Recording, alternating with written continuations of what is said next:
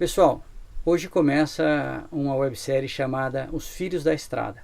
É uma viagem que a gente fez de bicicleta entre Turquia e Irã por 4 meses e mais de 5.000 quilômetros pedalados. Isso é como a realização de um velho sonho, pois em 1994, na volta ao mundo, eu não consegui entrar no Irã. E isso ficou martelando na minha cabeça até que dessa vez a gente conseguiu ir para lá, né, Rafa? Uhum.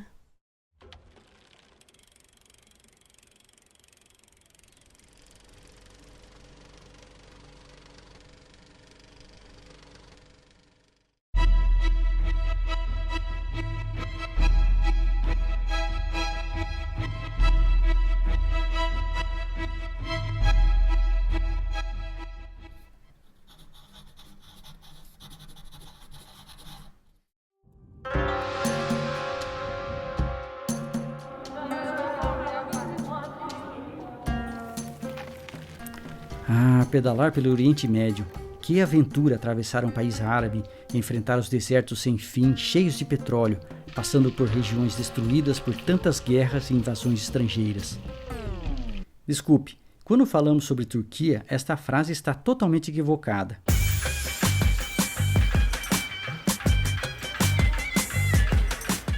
Não há desertos em seu território, que por sinal começa na Europa e nunca foi invadido desde a sua criação após a Primeira Guerra Mundial. A Turquia não é autossuficiente em petróleo. E o mais importante, turco não é árabe. Os turcos vieram da Ásia Central e falam turco, que é uma língua que não compartilha nem o mesmo tronco linguístico do árabe. Bom, mas vamos começar logo a viagem, que no caminho a bicicleta vai explicando melhor as coisas.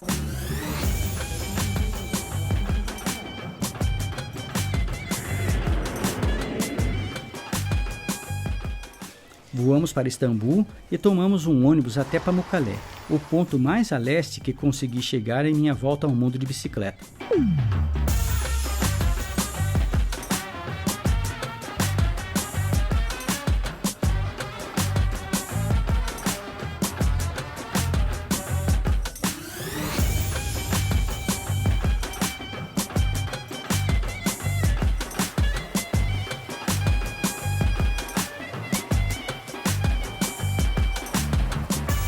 A maioria dos turistas que vêm para cá são turcos, mas estas águas termais são apreciadas desde a antiguidade clássica.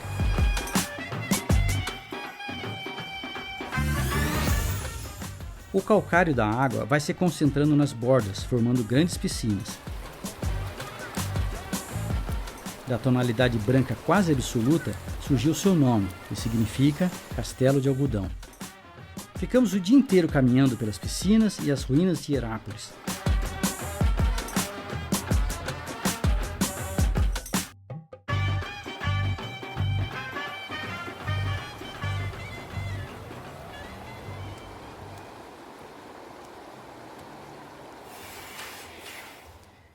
Dessa vez a gente se deu mal no transporte da bicicleta, né, Rafa? Nossa, arregaçou um monte de coisa aqui. O quick release da roda traseira da Rafa tem que ser trocado, arrebentou mesmo. O meu só entortou e esse disco da frente entortou feio, né? Agora que a gente está aqui em Pamukkale, preparando para sair, para tentar ver o que eu consigo fazer. Para montar a bicicleta na própria rodoviária, tivemos que desentortar os discos com a mão e comprar um quick release para a bicicleta da Rafa. Isto foi suficiente para fazer os 20 km até a pousada.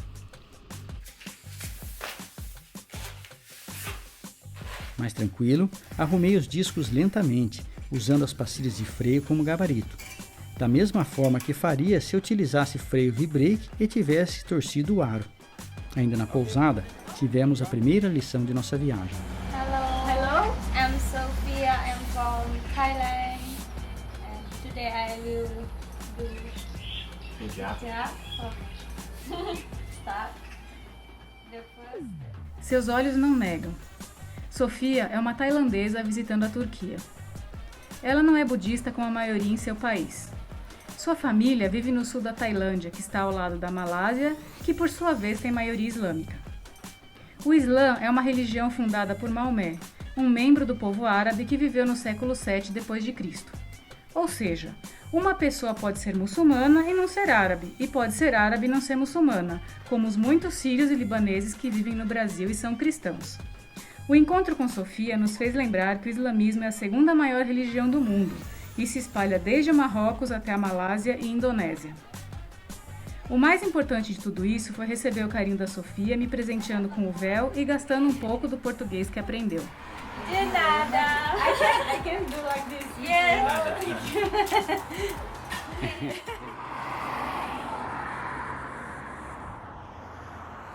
gente começou a pedalar pelas rodovias principais e, nossa, o acostamento é ótimo. O pessoal parece que respeita o limite de velocidade, são bem cordiais. Tá ótimo, com relação à estrada é perfeita, feita a favor, não tem quase sombra, mas tem bastante posto. Aí a gente já parou no posto, o rapaz já deu chá pra nós, deu uma dormidinha lá, tá bastante calor, é 40 graus agora, né? E ainda tô meio doente, eu acho que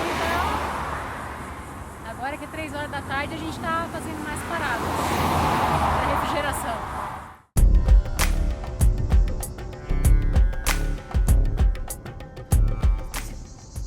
Hoje a gente decidiu pegar um caminho mais curto por estradas vicinais. O que normalmente acontece nesse caso é que você tem que atravessar uma montanha.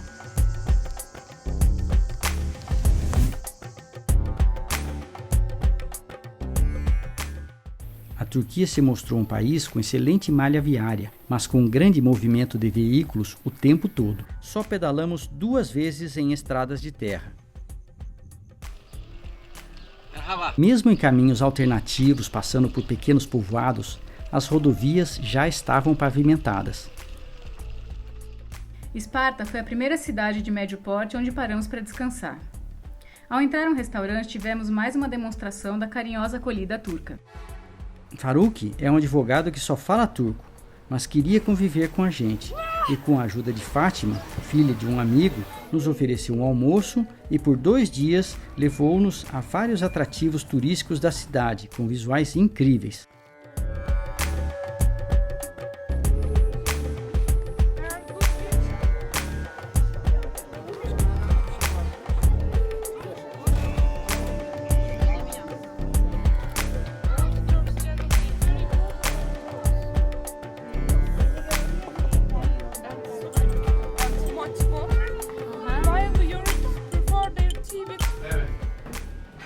No Museu da Cidade, mostrou-nos os produtos tradicionais regionais, carpetes e rosas.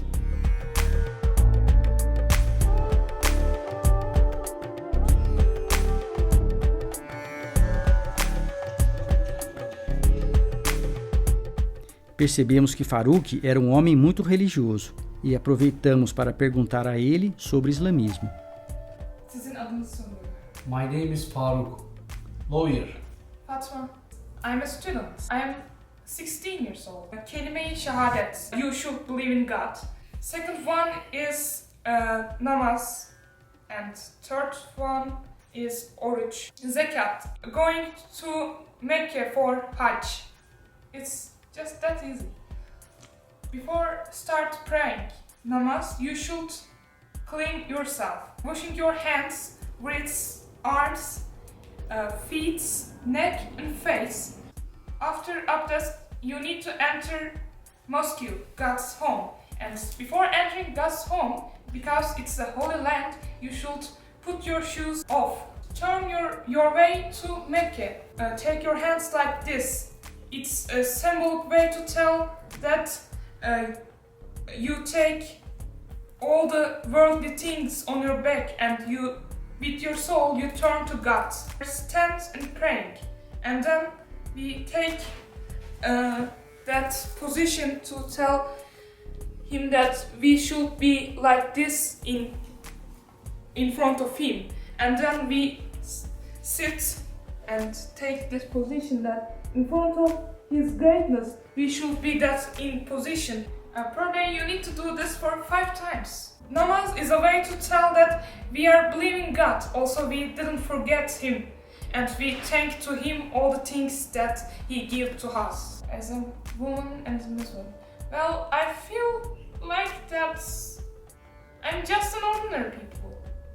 It's not like that people show in TV like we are terrorists or something, or we can't just get education. Well, I'm so sorry about the Arabic cities because they didn't give education to women, but in Islam it didn't say that women can't get education. Muhammad also have time for women's question. He also say that don't tell a woman to don't come to me to ask questions. Also give them education if they want. But in these times, this is quite different. I think that people just get the main idea false. Being a Muslim about is being a good people who believe in God. We just want to every people to see us as an ordinary people. We don't hate you because you're just different from us. We just like outcomers. If you want to see Turkey, you should.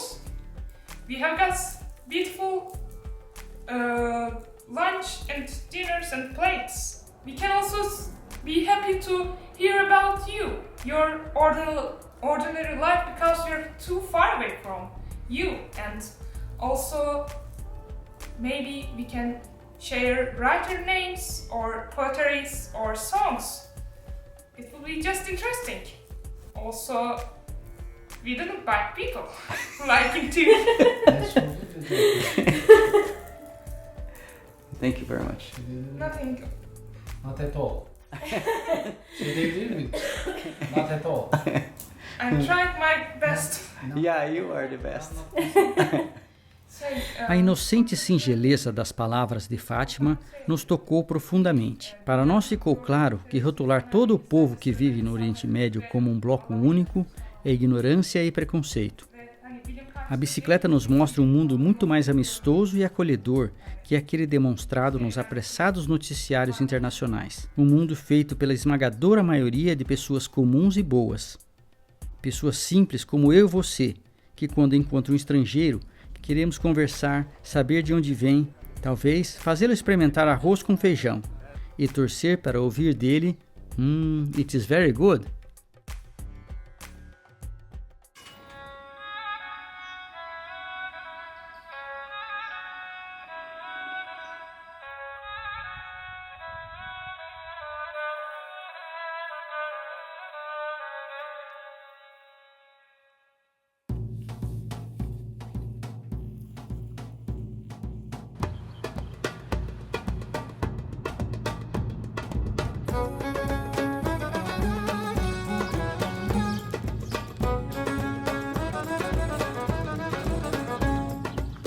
Evitando as rodovias principais, era fácil encontrar belos locais para acampar nos campos de feno.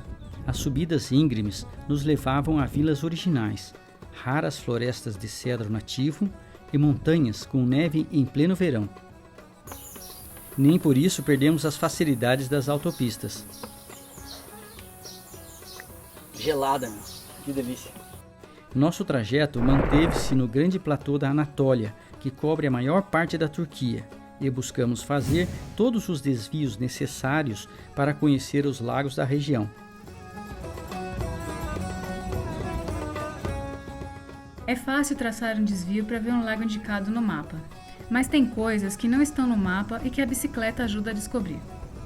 Em Beyşehir, enquanto esperava o Olinto do lado de fora do mercado, uma professora de inglês puxou o assunto e me deu a dica de uma mesquita que, segundo ela, era muito especial. Mesmo fora do nosso caminho, arriscamos fazer a visita.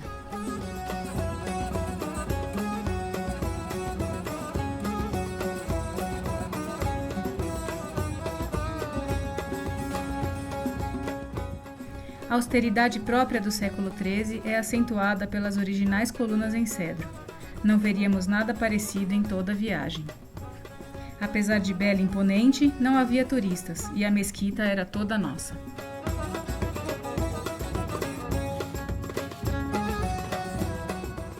Konya foi a primeira grande cidade que passamos. Os carros estacionados na ciclovia faziam lembrar o terceiro mundo. Mas, de forma geral, ficamos impressionados com o nível de desenvolvimento da Turquia.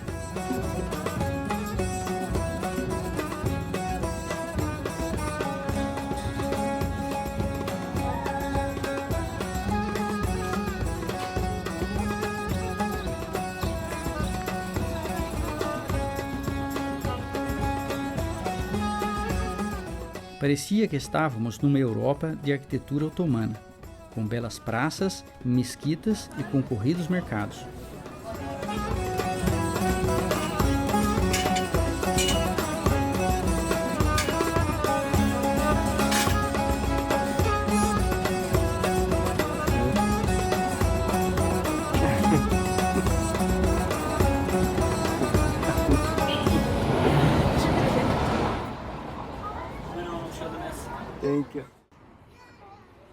No Museu Nevlana, conhecemos um pouco mais sobre os sufis e os derviches. O que são derviches? Aposto que conhece.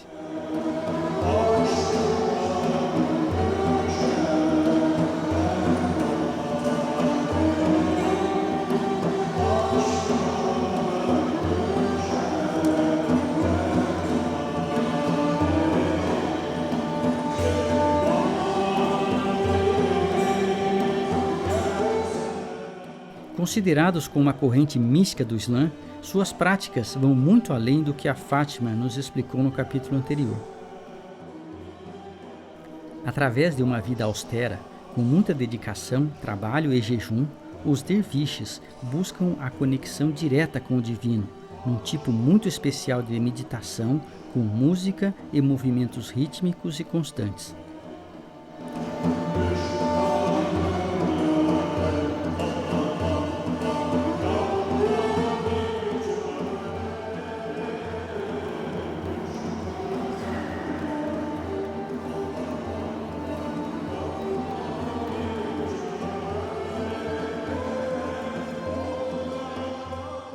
A leveza e a precisão dos giros demonstram a elevação e o êxtase alcançados com esta comunhão divina.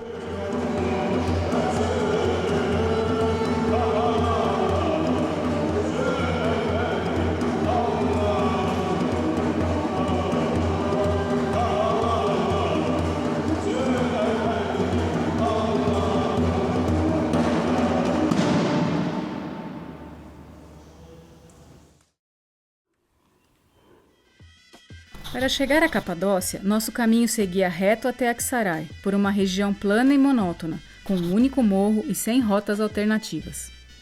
Resolvemos então aproveitar e acelerar pela via principal.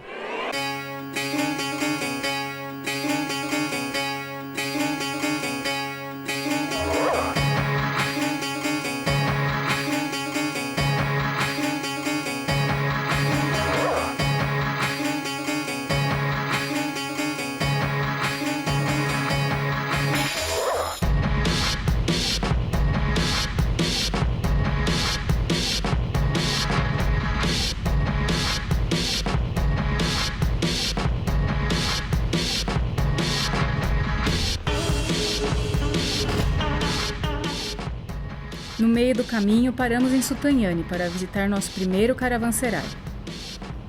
Os caravanserais eram fortificações com pátio interno, mesquita, aposentos simples e estábulos, que forneciam gratuitamente água, comida e abrigo por até 3 dias, para pessoas e animais, ricos e pobres, que estivessem passando por aquela rota.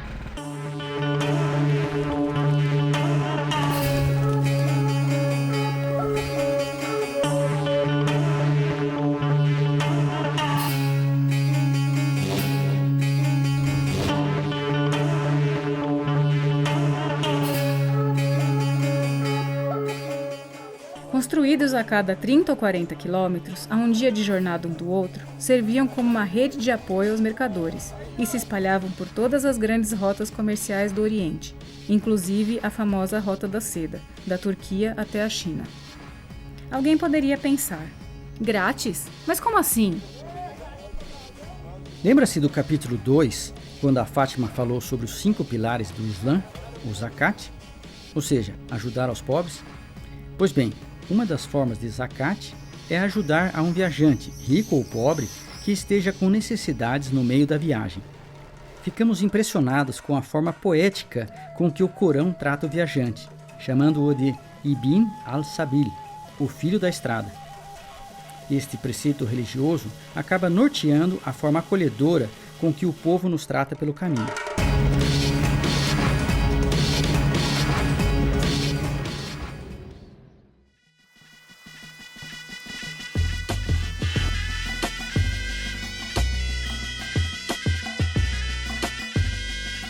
A caminho da Capadócia, muito antes do epicentro turístico do Parque Nacional Goreme, já começam as formações que desde o tempo dos hititas induziram a população local a escavar suas casas ao invés de edificá-las.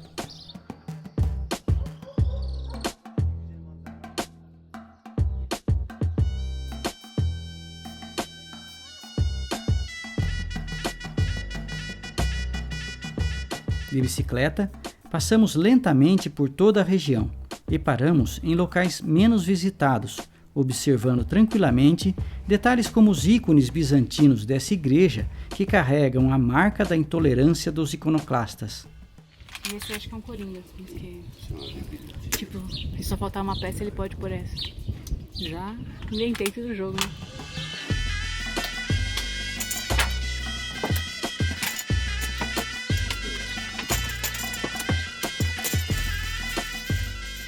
Em Gaziemir, caminhamos em uma cidade subterrânea que passou a ser usada como caravanserai.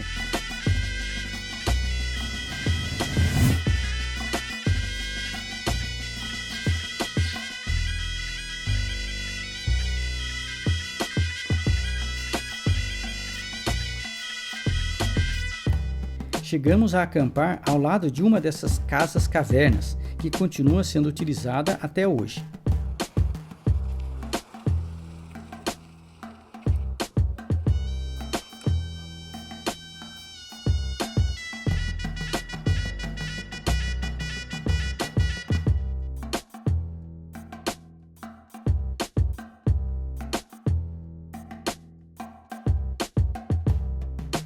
Depois dessas experiências interessantes, quando chegamos à área central do parque, já não nos adaptávamos ao estresse provocado pelo turismo em massa. Sempre evitamos ficar muito tempo em áreas famosas. Mesmo que as pessoas continuem cordiais, já não nos tratam como os filhos da estrada.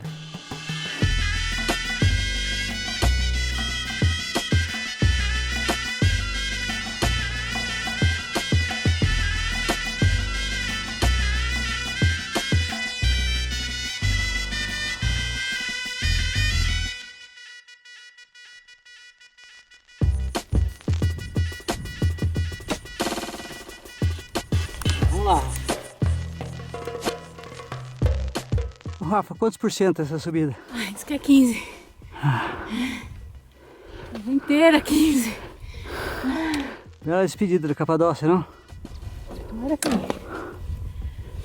Agora sim, então tchau. Vamos pra frente. Por caminhos secundários muito íngremes, nos despedimos desse patrimônio mundial para entrar em regiões menos turísticas. Após a Capadócia, seguimos a nordeste e observamos lentamente o país se transformar.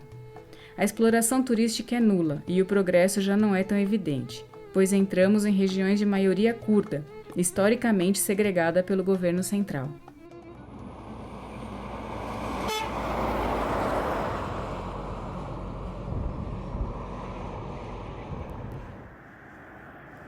Acho que é pedaço de cinta de aço de pneu. Eu furei uma vez, a Rafa furou outra vez.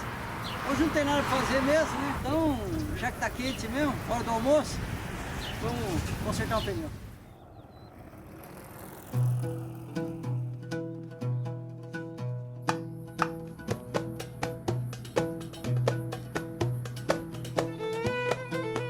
Sempre que possível, procurávamos sair das rodovias principais para evitar seus problemas. Entretanto, em algumas estradas vicinais, o pavimento tinha muito piche, que com o calor chegava a borbulhar, grudando no pneu e enchendo a bicicleta de pedra e piche.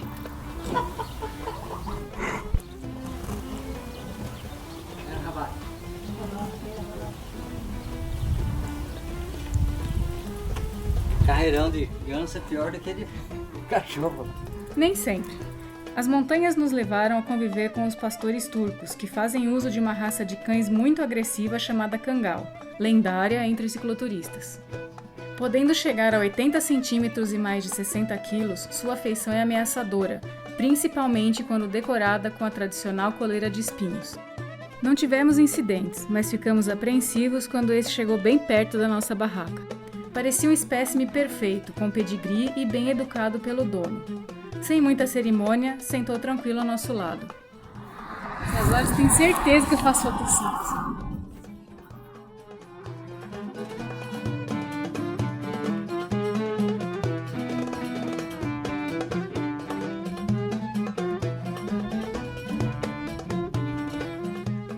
Enquanto as ovelhinhas inocentes se divertem em plena luz do dia, um aperto de mão sela o seu destino.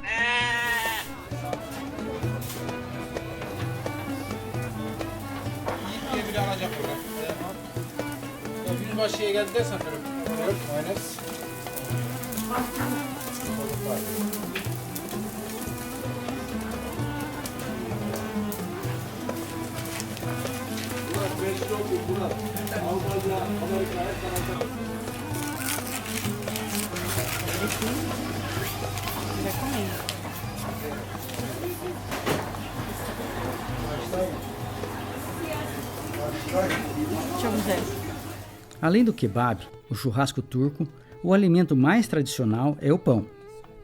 Na verdade, a Turquia é considerada uma das regiões de onde se originou o trigo. Através da observação do seu ciclo produtivo, os primitivos nômades do Oriente Médio se transformaram em agricultores e o superávit gerado com o plantio acabou sendo uma das razões do surgimento dos primeiros assentamentos urbanos na região.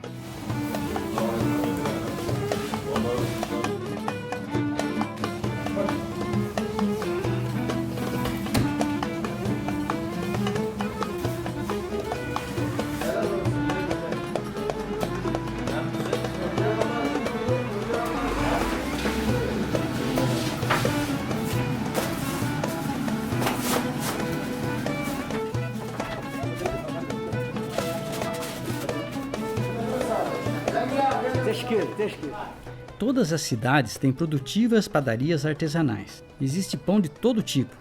Alguns são até recheados como pizza. Muitas vezes, os padeiros convidavam a gente para tomar chá, enquanto comíamos o pão na própria padaria. O sabor do pão fresco é excelente, e a cada padaria fazíamos a festa. Aqui a gente já conseguiu comida por dia, não? Já. Fácil. Bem, mas nem só de pão vive o homem. Por todo o nosso caminho, conseguimos encontrar produtos frescos, mesmo em pequenos vilarejos. Rafa, como é que tá o menu hoje? Hoje tá bom. Um macarrãozinho aqui, parece um agnoline, com azeitona, tomate e queijo. E azeite de oliva, à vontade. Comece bem o dia. Tinha direto do pé. Especialmente na Turquia, podíamos aproveitar o que a estrada nos oferecia.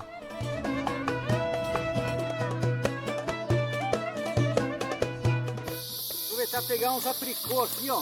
Tá na época, super doce.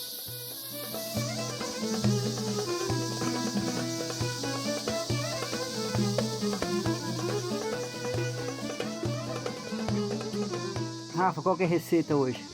É apricô que a gente pegou na estrada com iogurte. E se não ficar doce o suficiente, você pode pôr mel, que a gente comprou com fava e tudo. Ao contrário do sabor standard dos alimentos industrializados, esta dinâmica de alimentação proporciona sabores locais únicos.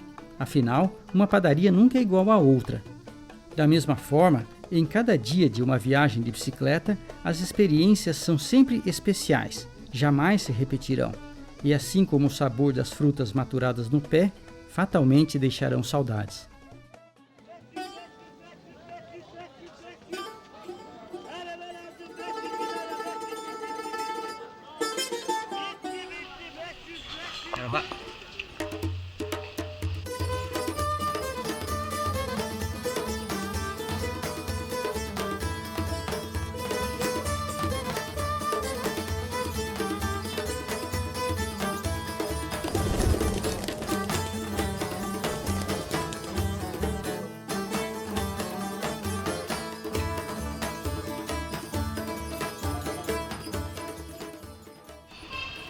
E aí, gostou? Chique a cidade, né? Moderna, né?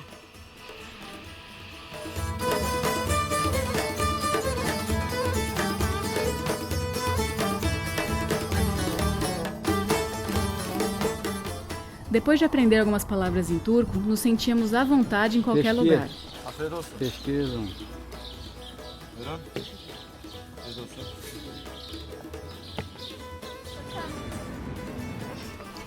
Jornal.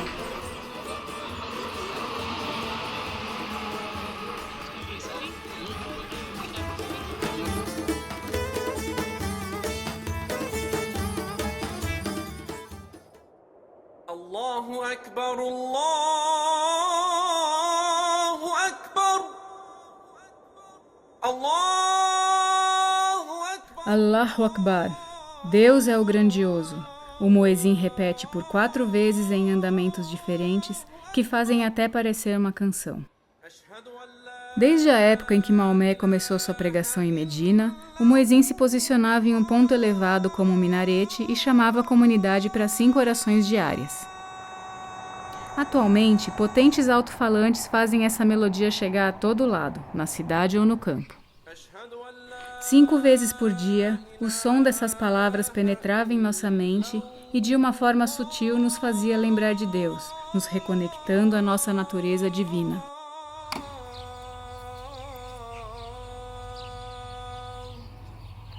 Como a Fátima nos explicou no capítulo 2, antes de rezar o islâmico deve se purificar.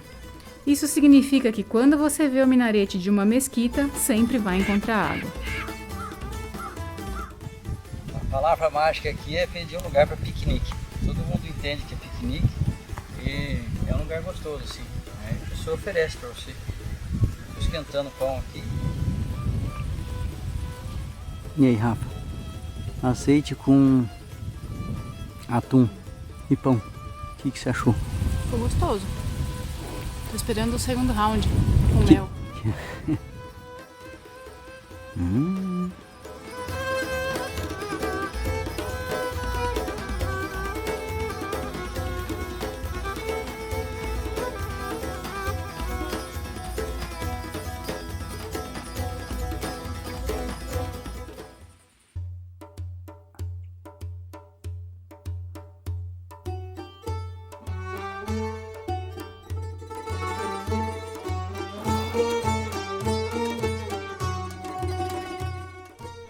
Estrategicamente construída no alto de uma montanha, encontramos Divrig, mais um patrimônio da humanidade.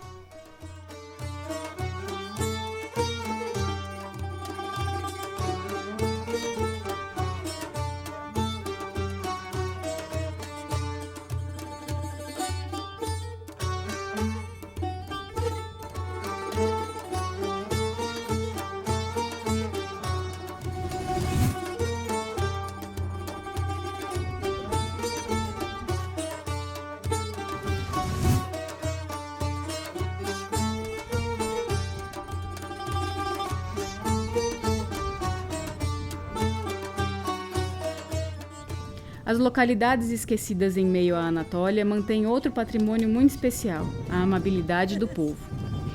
Brasília! Acho que pra mim vai mais.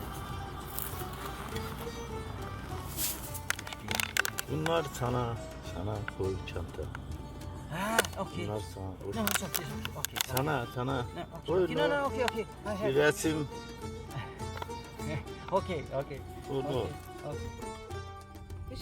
Ben teşekkür ederim. Saygılar, iyi günler, hayırlı yolculuklar. Kendinize iyi bakın. É, Rafa. Olha que lindo! Esse pessoal é muito ferrado, né?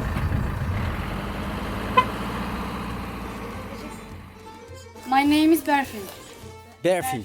Berfin. Berfin. Shower. A bicicleta possui uma magia que derruba as barreiras entre as pessoas. Ela nos obriga a nos relacionar mais em nossas viagens e passamos a conhecer, além dos monumentos tombados, a forma de viver das pessoas da região. Logo elas já estavam nos mostrando as fotos da família e fazendo um monte de selfies.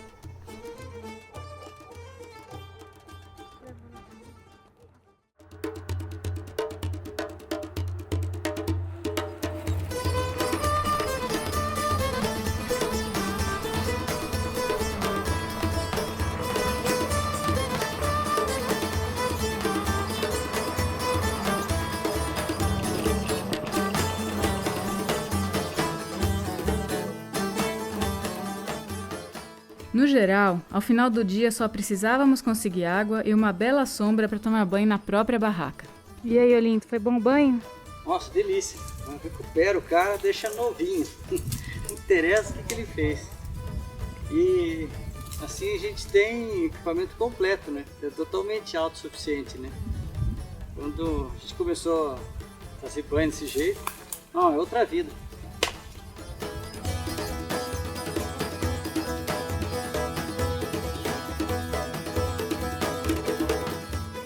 A rotina agradável das pedaladas na Turquia nos possibilitou avançar rápido. E não faltaram lugares muito especiais para escovar os dentes.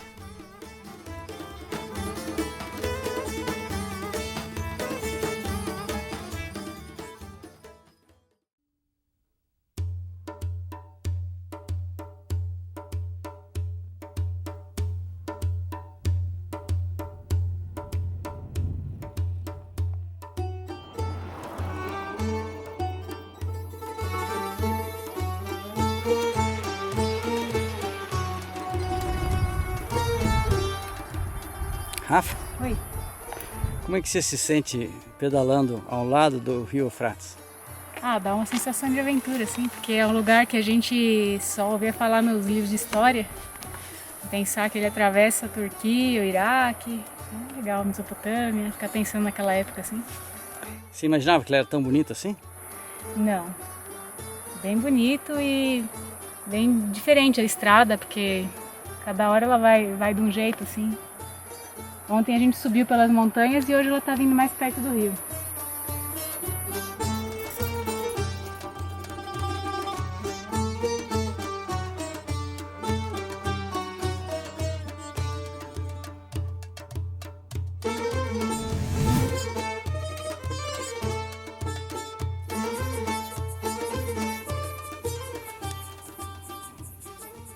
E aí, Rafa, como é que tá o rango hoje? Alguma coisa especial? Várias coisas. A gente tá na margem do Rio Eufrates e esse macarrãozinho aqui a gente comprou para experimentar. É um macarrão pré-cozido, né, instantâneo, mas ele é caseiro. E aí a gente colocou com azeitona, tomate, abobrinha e azeite de oliva à vontade. Ficou bom pra caramba.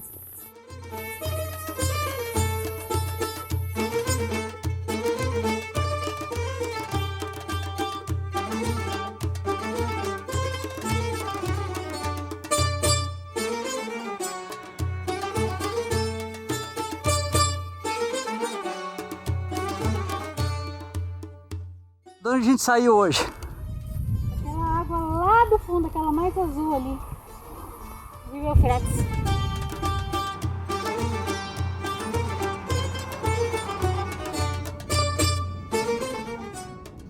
Em Dolgobayazd, decidimos visitar o castelo de Izaki Pacha.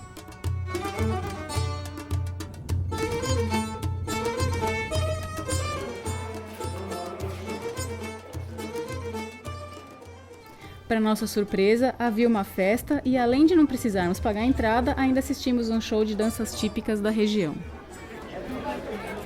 Tá feliz, Rafa?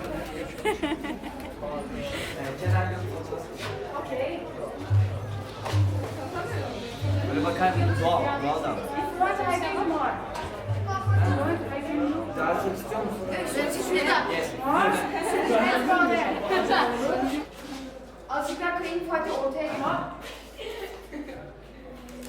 Bakayım mı abla? Çok güzel çıkmış.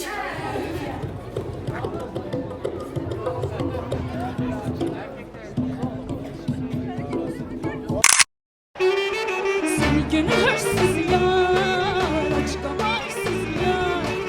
Zannetme ki bu hep böyle çeklenir ağlamalar.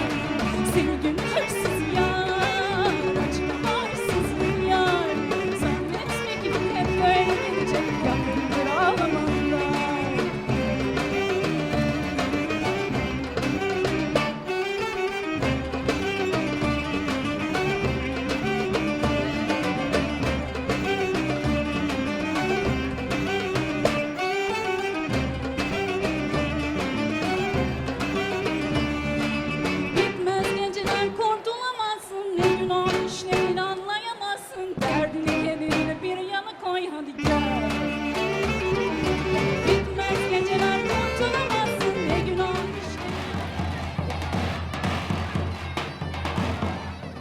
É importante lembrar que o governo de um país nem sempre reflete a amabilidade de seu povo. Não dá para ficar relaxado ao ver um segurança de uma festinha do interior portando um arsenal como este. Desde que saímos da Capadócia, encontramos cada vez mais patrulhas e postos militares. Vimos grandes blindados e veículos antimotins estacionados em praticamente todas as praças das grandes cidades. Ao que parece, o presidente turco mantém um governo ditatorial, manipulando a mídia e impondo grande repressão em regiões curdas, sob a alegação de combate ao terrorismo exercido pelo PKK, o Partido Trabalhista Curdo. De toda forma, devemos dizer que os militares sempre nos trataram com carinho e respeito. Não tivemos nenhum problema com os soldados, que, sorrindo, queriam até fazer fotos com a gente.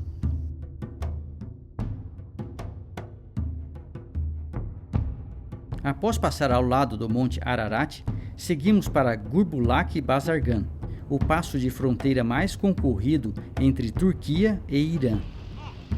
Enquanto passávamos ao lado de uma grande fila de caminhões com cerca de 10 quilômetros, ficamos imaginando se poderíamos viajar de bicicleta pelo Irã e como seria essa experiência.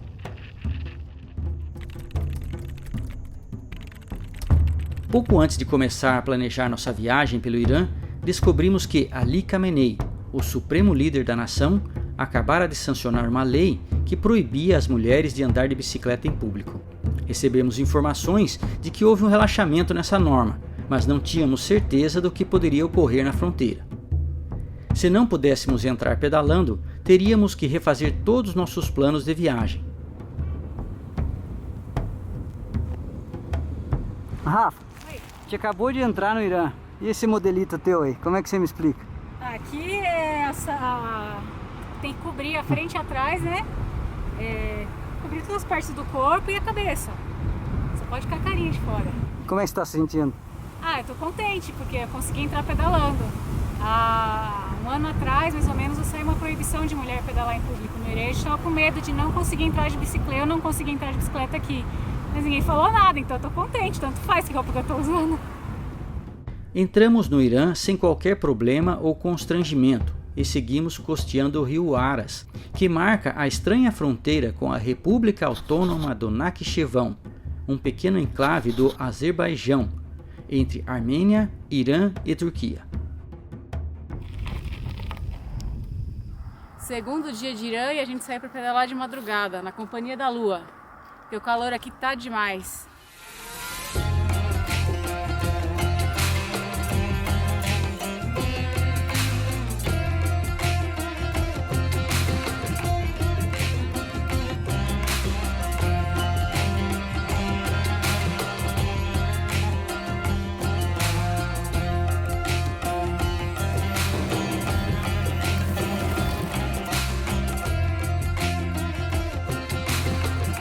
Nesta bela paisagem, o rio é a fronteira com o Nakhchevão.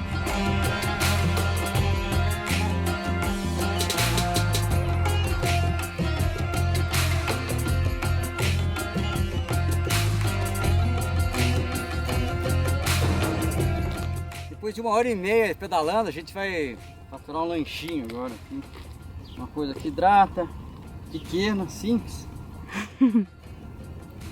Vamos lá. Metade para cada um e vamos comer com colher.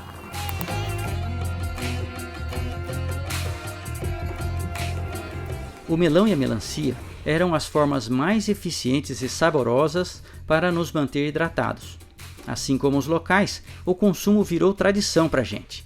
O triste era quando eu terminava antes da Rafa.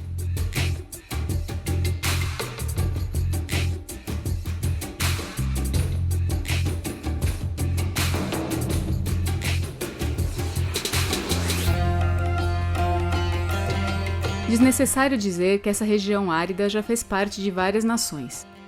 No final de uma grande subida, chegamos a mais um monumento tombado pela Unesco.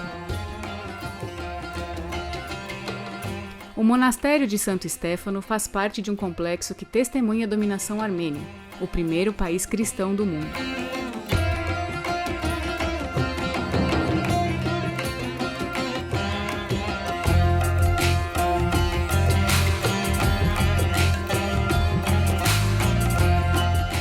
Assim que entramos no Irã, nos sentimos muito seguros. Deixamos de ver soldados armados ou qualquer tipo de policiamento ostensivo. Estávamos livres para acampar onde quiséssemos. Entretanto, o calor nos fazia parar cedo e a aridez restringia nossas opções. Não era fácil encontrar um lugar ideal. No meio de um baita deserto a gente conseguiu esse lugarzinho aqui, né, Rafa? Ó, sombrinha. E melhor, ó. Parece que tem um asa ali embaixo. Dá um banho daqui a pouco. É, acampar aqui mesmo.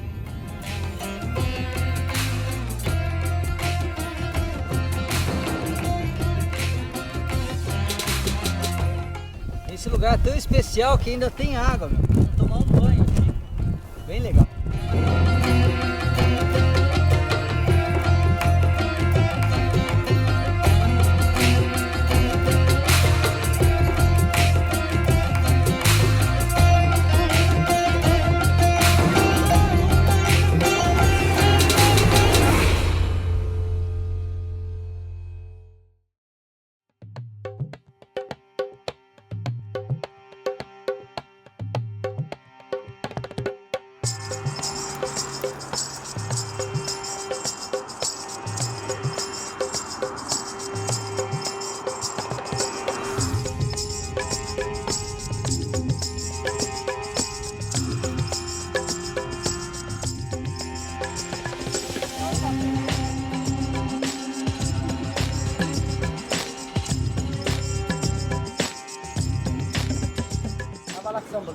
Bem gostoso. Língua do que, Rafa? Parece que tem um limãozinho. Desde os primeiros quilômetros pedalados no Irã, sentimos que os iranianos são ainda mais hospitaleiros que os turcos. Recebemos vários convites e conviver com eles era muito divertido, apesar da barreira linguística. Identificamos-nos rapidamente com a forma simples do iraniano. Um tapete no chão, as famílias reunidas, muita conversa e pronto. Já está revelado o segredo da felicidade.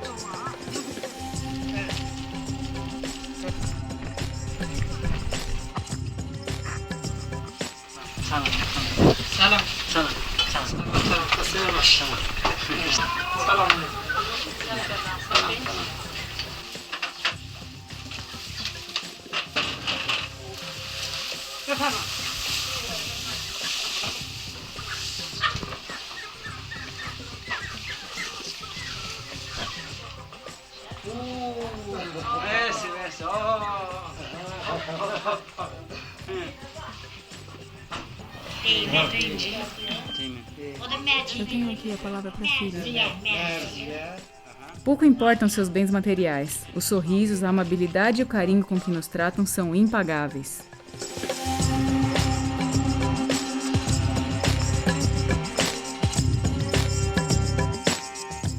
O caminho velho para Tabriz nos custou muitas voltas, mas valeu a pena.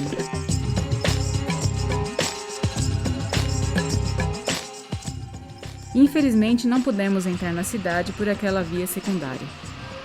No meio desse trânsito caótico, apareceu um ciclista que nos guiou até o centro da cidade.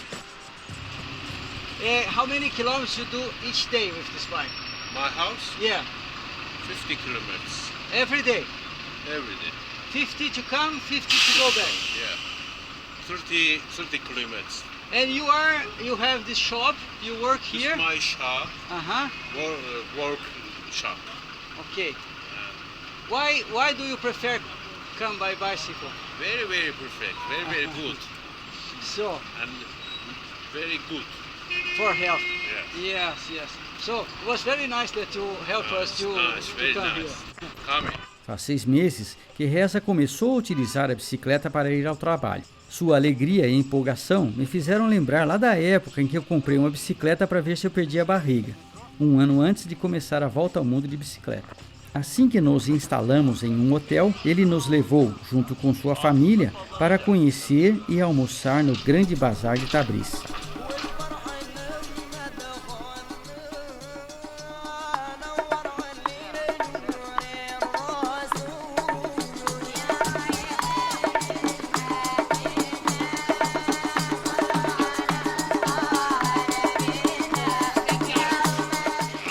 Tabriz is very good. Understand? Understand? Yeah, I can see. Desde a antiguidade, este mesmo local estratégico tem sido utilizado como centro de comércio e é mencionado até no livro do Marco Polo, em sua viagem pela Rota da Seda. Rafa, nesse mercado cheio de coisa, que perfume você consegue sentir aqui? Nossa, perfume da Pérsia. Considerado como o maior bazar coberto do mundo, é um dos mais antigos e importantes de todo o Oriente Médio e foi tombado como Patrimônio da Humanidade pela Unesco. O Irã de hoje ocupa a região da antiga Pérsia e os tapetes daqui são um dos produtos de destaque do bazar. O pai do Reza comercializava tapetes, por isso ele conhece tudo por aqui. Ele nos levou a um pequeno restaurante escondido nos subterrâneos do bazar para nos oferecer uma comida especial.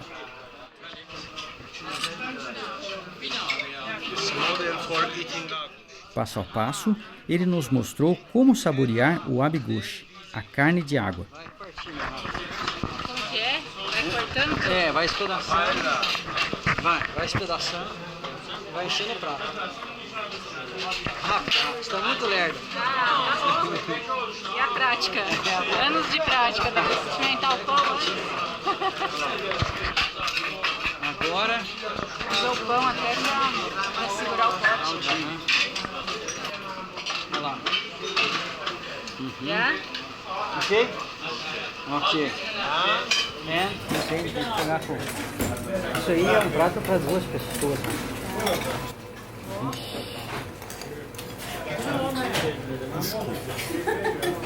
Ah, lá, Rafa.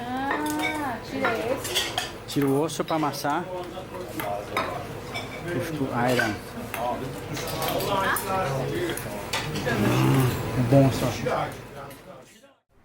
Depois do mercado, o Reza nos levou a um mecânico para arrumar a bicicleta da Rafa. Era só para dar um aperto no movimento central, mas Mohamed fez questão de abrir tudo e fazer uma revisão geral. Depois de verificar que tudo estava de acordo, lubrificado, revisado, perguntei: Mohamed, kaç para?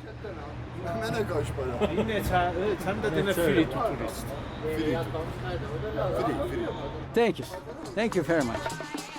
Após uma tarde agradável na companhia de Reza, sua esposa Afsane e sua filha Pária, eles nos convidaram para ficar hospedados em sua casa. No dia seguinte, saímos do hotel e com nosso anfitrião nos aventuramos pelas ruas de uma das maiores cidades do Irã.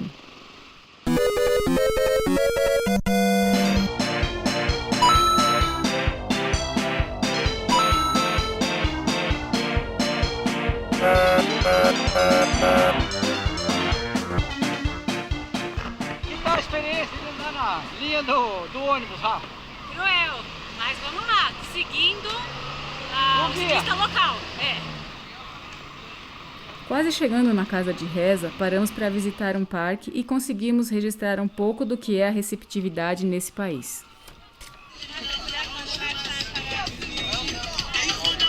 Que legal!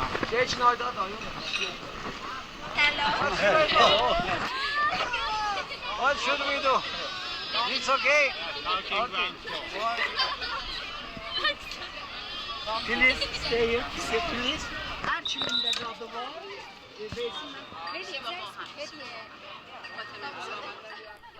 Ninguém nos conhecia, mas o assédio é comparado ao que receberia uma personalidade famosa. Realmente, eles têm um carinho todo especial com o turista. Reza convidou seus melhores amigos, Cyrus e Mahanvar, para participar desse belo jantar feito pela Afsane. É claro que sempre fazemos um pouco de economia quando recebemos um convite. Entretanto, o maior valor não está na refeição ou no hotel que não precisamos pagar. O verdadeiro tesouro reside no turbilhão de informações culturais que recebemos ao entrar na casa e sentar à mesa de uma família típica de uma cultura distinta.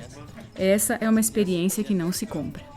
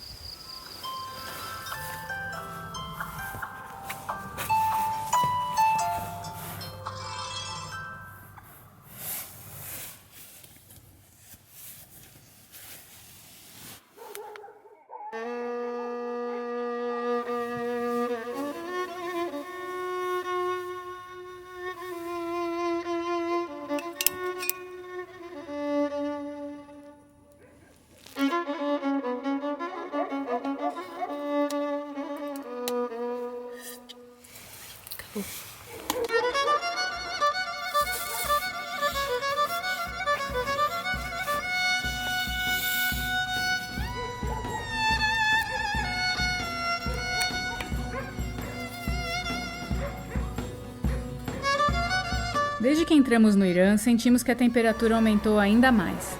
A melhor estratégia era acordar de madrugada, tomar café e desmontar o equipamento antes mesmo do nascer do sol.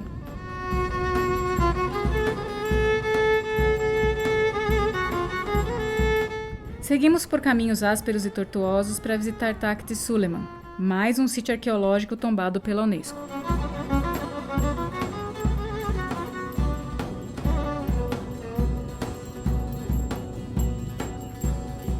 Perto de Takht Suleiman, a gente parou na chamada Prisão de Salomão.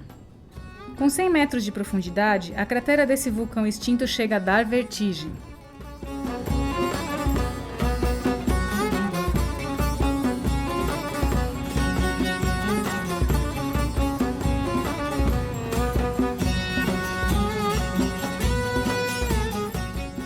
Dessa altura, já avistamos Takht Suleiman.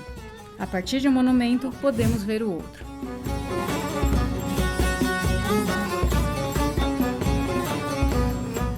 Essas fortificações sassânidas guardavam o Templo do Fogo, onde era mantida a chama eterna num dos 3 altares mais sagrados do zoroastrismo, a primeira religião monoteísta do mundo.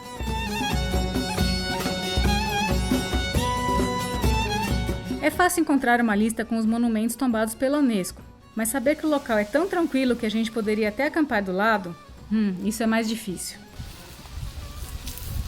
Tá chique. Sombra da macieira, vista para Takht Suleiman. Para essa dica e muitas outras, contamos com a ajuda de um personagem que conhecemos em nossa viagem de bicicleta por Ladakh. Eu me chamo Roberto, sou o pobre italiano que estava no Padu. O Roberto nos ajudou em todo o planejamento dessa viagem. Nos presenteou com um mapa detalhado do Irã e pudemos nos encontrar com ele na Turquia e no Irã. Daí daqui de Persépolis, se a gente não for para Passárgada, a gente pode até ir de ônibus, sei lá. Tá bom o plano? Tá bom, tá bom. Tá bom o plano ou a cerveja? Você não tem medo de nada. Tintim. Tintim, ao plano. Roberto, que ano que você veio a primeira vez pro Irã? O Irã, eu estava pequeno, estava muito pequeno, eu acho. Eu tinha 14 anos. Fala a verdade. Minha mãe é daqui. A minha mãe é do lago daqui, do grande lago que você sabe, o Urmiye. E ela é turca. Ela não me ensinou muito o idioma, porque era turco. Eu falo um pouco farsi. Eu vim aqui na guerra Irã-Iraque. Que ano que era isso aí? 86. A primeira vez que você veio? A primeira vez que eu vim aqui. A polícia me capturou, me pegou bem pegado. Falou que eu estava uma espia. Não é uma espia? Não pode ser. Eu estava uma espia mesmo. Essa é a 12 vezes que eu volto no Irã. Gosto por a gente, o trato da gente. Paisagem, a cultura, o kebab, tudo isso. Sim, é um lugar para viajar de bicicleta, especialmente, porque com bicicleta você tem espaços enormes vazios, intocados, virgem. A gente está muito bem e por isso. Obrigada pela inspiração da gente vir pra cá. Graças. Até o Brasil. Até o Brasil. Boa viagem. Pra você também, obrigada. Obrigado, cara. Tchau. Tchau, cara.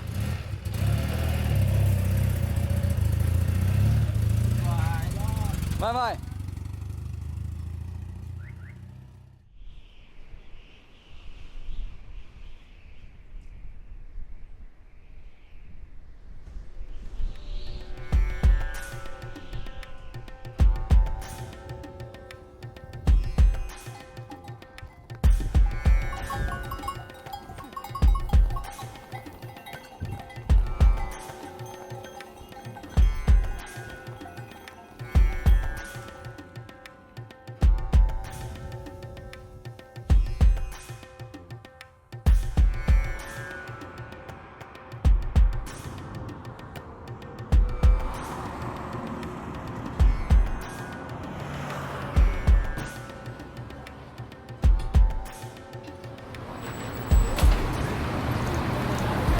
esfriar o pão para ficar crocante.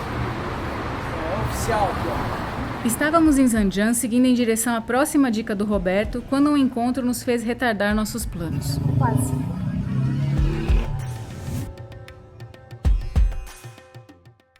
Elia, Cláudia e Yugan são alemães que vieram para Zanjan prestigiar o casamento da irmã de Said.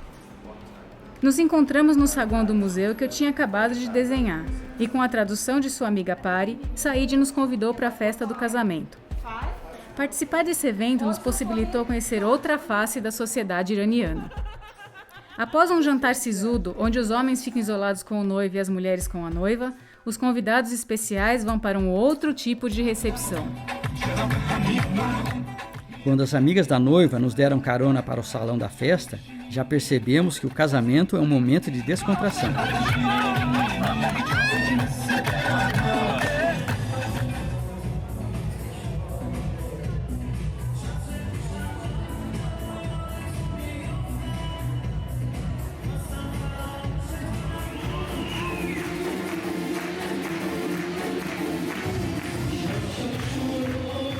É importante lembrar que a vida privada irani difere da vida social.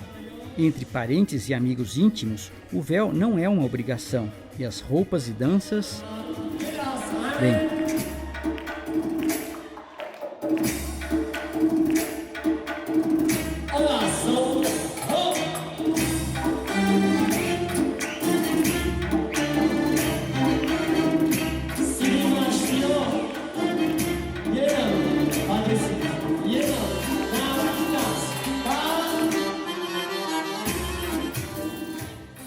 sei que cada um tem um gosto, e fico até meio com medo da Rafa ficar brava com o meu comentário, mas essas danças me pareceram tão sensuais e provocantes quanto qualquer outra que vemos no Brasil.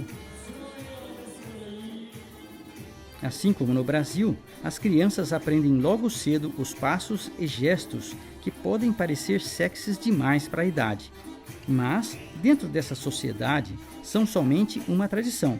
Uma forma de se expressar pela dança, tão natural quanto qualquer outro movimento.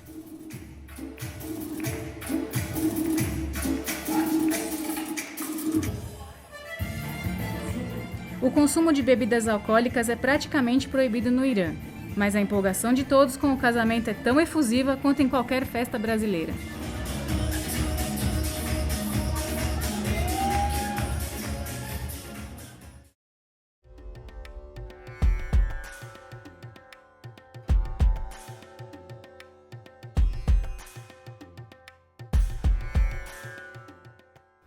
O Domo de Sultaniye é o terceiro maior do mundo. Sua importância e beleza são reconhecidas pela Unesco.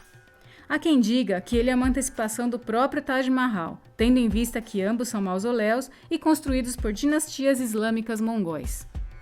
Mesmo com tudo isso, não parávamos de pensar na festa de casamento do dia anterior.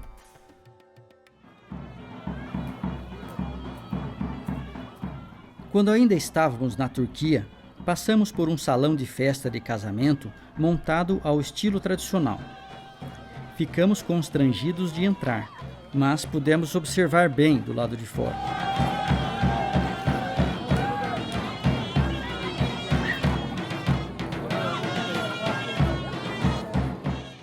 Participar de um casamento iraniano foi como realizar um sonho. Para nós, o turbilhão de sensações e emoções que o acaso das relações humanas provoca é mais interessante que qualquer monumento que possa visitar. O Irã é enorme. Infelizmente, o visto de turismo dura somente um mês. Para a gente conhecer melhor o país, dependíamos de uma renovação que poderia ou não ser concedida. Próximo da data de vencimento do visto, pensávamos em ir de ônibus até Shiraz e, a partir de lá, pediríamos a renovação.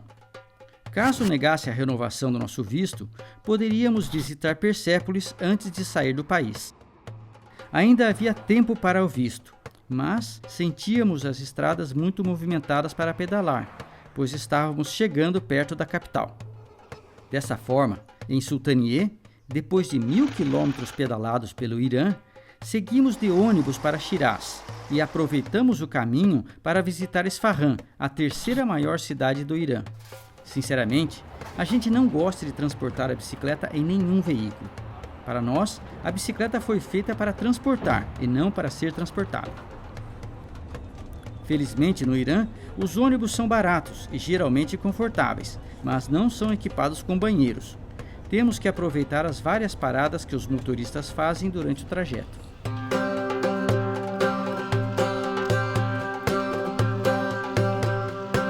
Chegamos a Esfahan de madrugada e fomos ver a alvorada na grande praça central, conhecida como a imagem do mundo.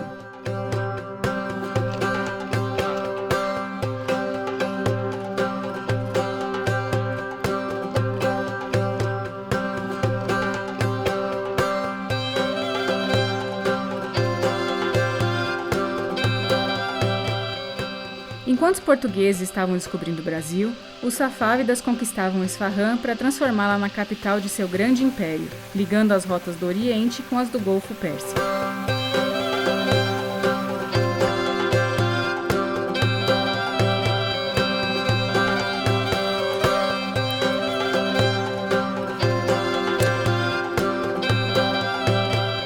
No palácio e nas mesquitas, observamos os detalhes de filigrana tão característicos dos safávidas.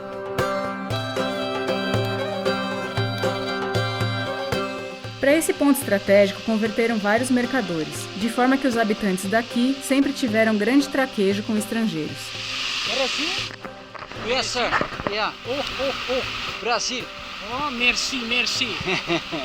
Ronaldo. Ronaldo. Rodafes.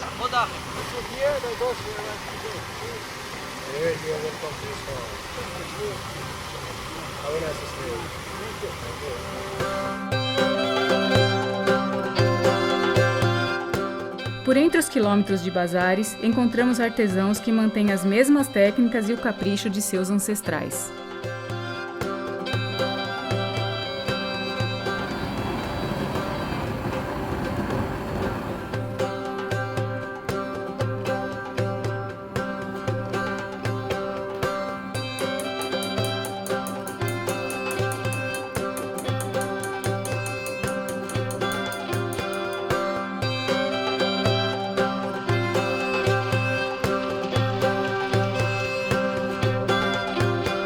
No bairro de Julfa, as igrejas armênias testemunham a tolerância de uma terra que respeitava todas as religiões do mundo.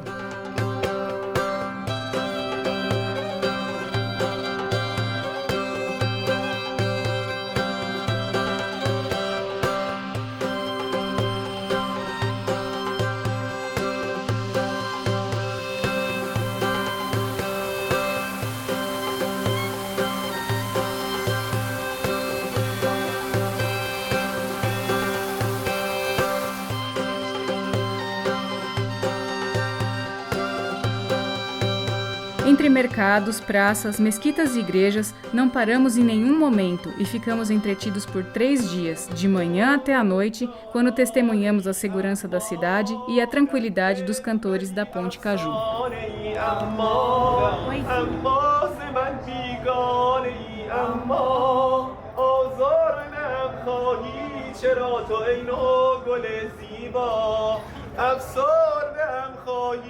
چرا توی آفت دلها عاشق کشی شوخی فسونکاری شیرین لبی اما دل آزاری با ما سر جور و جفاداری میسوزم از هجران تو نترسی ز آه من دست من و دامان تو چه باشد گناه من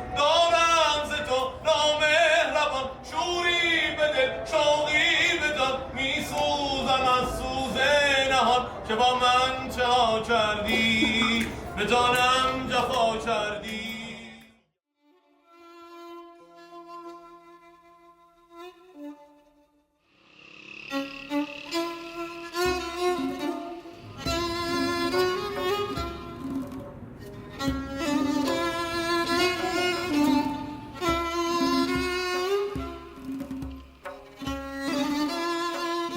Shiraz foi o ponto mais ao sul de toda a viagem. Logo, partimos em direção nordeste para visitar as ruínas de Persépolis. Em 512 a.C., sob o governo de Dario I, o Império Persa atingiu seu apogeu e é considerado o primeiro grande império do mundo, estendendo-se desde o Egito e Bulgária até Afeganistão e Paquistão.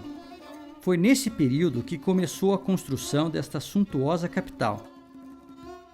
Ela era habitada principalmente na primavera, durante as celebrações de final de ano, quando delegações de todo o império vinham prestar homenagens ao monarca.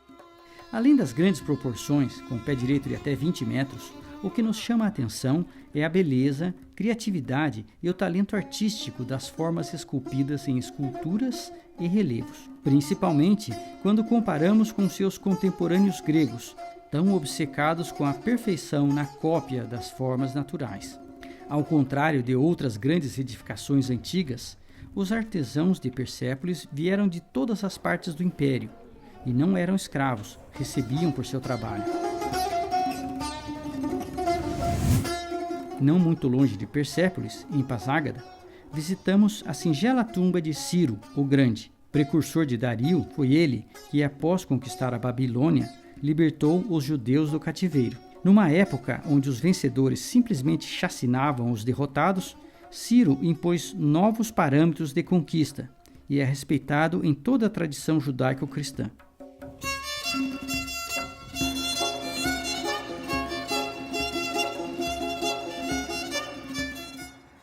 De ônibus tínhamos chegado subitamente à região sul, mas com a bicicleta observamos lentamente o ambiente se transformar em um verdadeiro deserto.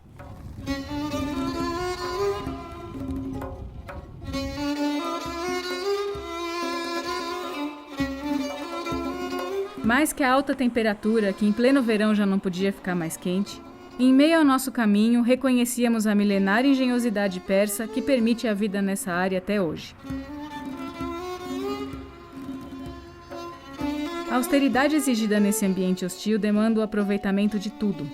Em torres como essa, a segurança de 4.000 ninhos atraía as pombas, que durante sua permanência deixavam fertilizantes de alta qualidade para os agricultores. Enquanto os famosos aquedutos romanos eram feitos como uma simples calha de pedra a céu aberto, os persas tinham que fazer túneis subterrâneos, os chamados qanats, para que a escassa água vinda da montanha não evaporasse no caminho até as plantações ou cidades. Para manter a água corrente, os túneis deveriam ter um declive preciso. Em alguns casos, a força gerada pela água era utilizada para fazer funcionar um moinho subterrâneo. As centenas de quilômetros de qanats acumulavam água em imensas cisternas edificadas por toda a região. Através de infinitos degraus, a população tinha acesso até o último nível do reservatório. Ao contrário dos edifícios ocidentais modernos, totalmente dependentes de um sistema de ar-condicionado artificial, os persas antigos construíam suas casas de forma a aproveitar as correntes de ar frio dos qanats, ou geradas pela evaporação da água no clima desértico. Com sistemas de arrefecimento natural, refrescavam suas casas e eram capazes de manter por todo o verão a água congelada no inverno. Posso falar? Pode. Isso aqui, todo arquiteto devia aprender alguma coisa. É um negócio milenar para guardar gelo do inverno e usar no verão. No geral, um refrigerador enorme como esse não guardava alimentos. Servia simplesmente para possibilitar o consumo de alguma coisa refrescante no calor do verão. Algo simples como a faluda, uma delicada sobremesa milenar que só pode ser preparada com gelo. O povo do sul se mostrou tão hospitaleiro quanto o do norte. Sister? نه داره فیلم میگیره. Shal? Shal. This one? Ruseri. And yours? Chador. No burka. Ok. Em meio ao deserto, não podíamos negar umas frutinhas, nem que fossem volumosas e pesadas. O duro foi nesse dia. O caminhoneiro parou só para dar uma melancia para nós. Dá uma olhada na barriga estufada do Olinto. A gente tinha acabado de comer uma, mas mesmo assim não íamos rejeitar o presente.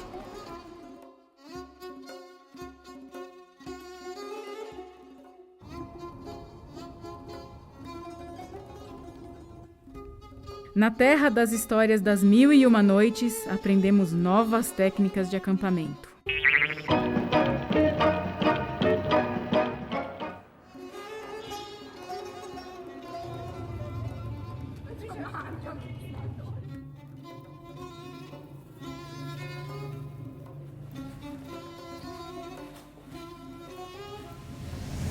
Longe de tudo, a cidade de Yazd foi poupada por vários conquistadores e mantém seu estilo original de construções em adobe.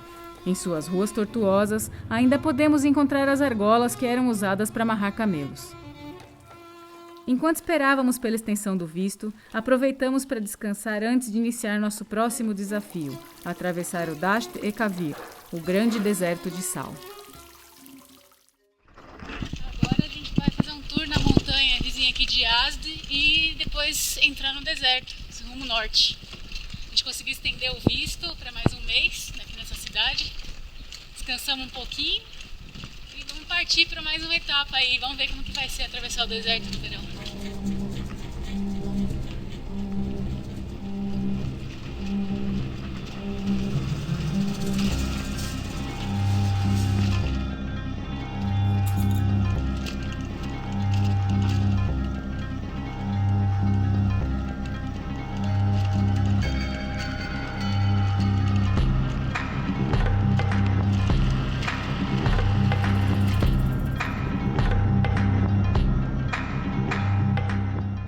Quando decidimos ir para o deserto, não queríamos simplesmente atravessá-lo em uma linha reta. Queríamos viajar por ele e viver sua realidade.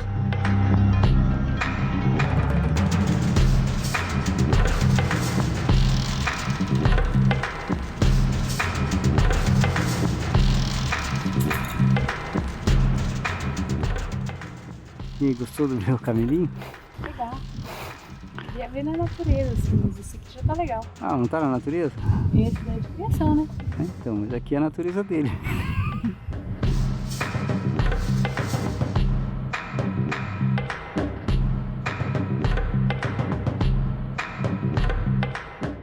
E aí, tá contente de ver camelo na natureza? Oh, legal pra caramba.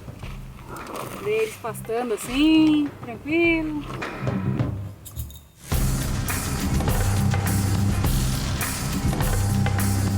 A gente já tá pedalando há 4 horas e não encontrou nenhuma sombra. Resolvemos parar aqui mesmo para fazer um lanchinho.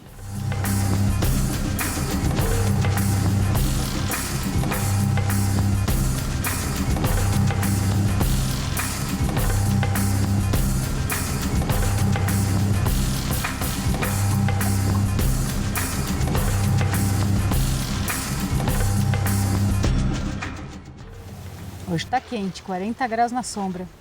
A gente vai usar essa água aqui na temperatura ambiente para fazer um café.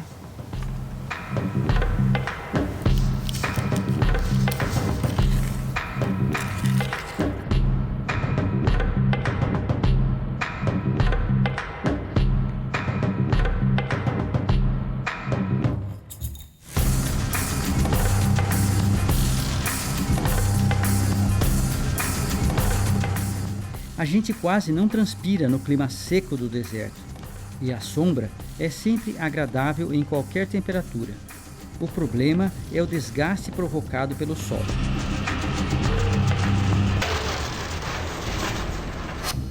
No geral, tomamos a mesma quantidade de água durante o dia. Eu costumo tomar grandes quantidades a cada parada. A Rafa toma pouco várias vezes. Sempre lembro da dica que recebi de um soldado em Israel enquanto fazia a volta ao mundo. No deserto, você tem que tomar muita água e prestar atenção na sua urina. Lembre-se que você tem que urinar durante o dia, e se a urina sair amarela, tem que tomar ainda mais água. Calma, eu tô só regando a plantinha.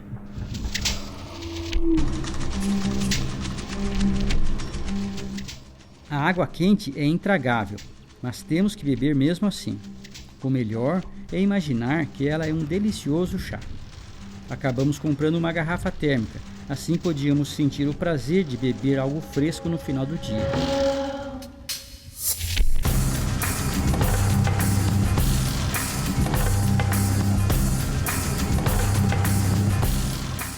As ruínas dos caravanserais nos davam a sensação de estar percorrendo caminhos históricos. Alguns serviam de abrigo durante as horas mais quentes do dia.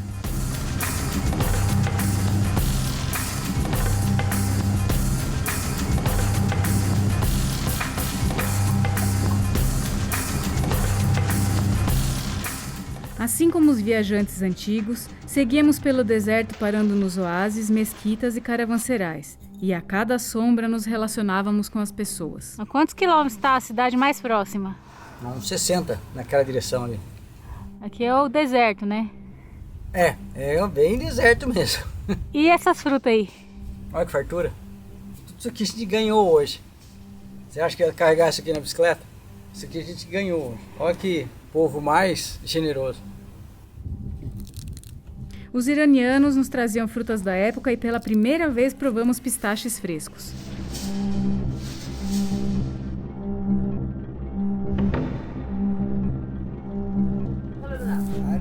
Essa família de viajantes parou para descansar ao nosso lado e nos mostrou algo diferente. Enquanto na Turquia a papoula é cultivada com fins culinários, no Afeganistão o látex do bulbo ainda verde é retirado para produzir ópio. Nunca vimos pessoas consumindo álcool no Irã. Entretanto, acobertados por uma tradição milenar, esses senhores não pareciam nem um pouco preocupados em fumar num lugar público. Eu vi que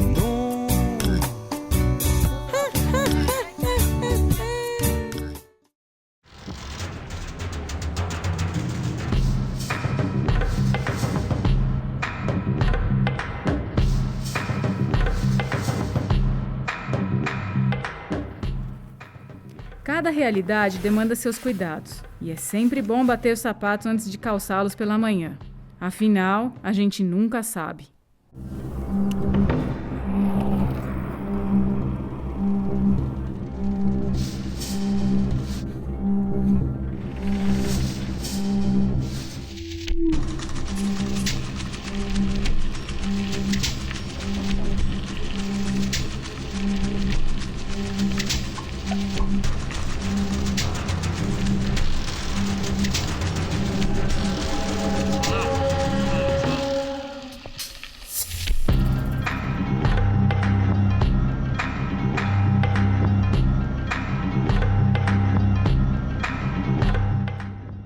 Tá bom de acampar aqui? Olha, tá bom de acampar aqui, viu? Visual, tâmaras maduras do vizinho.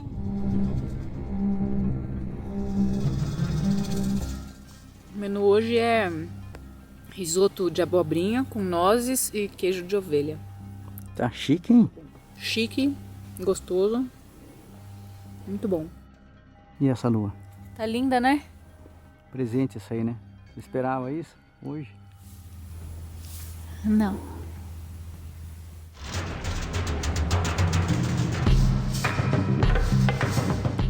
Nossa rotina começa bem cedo.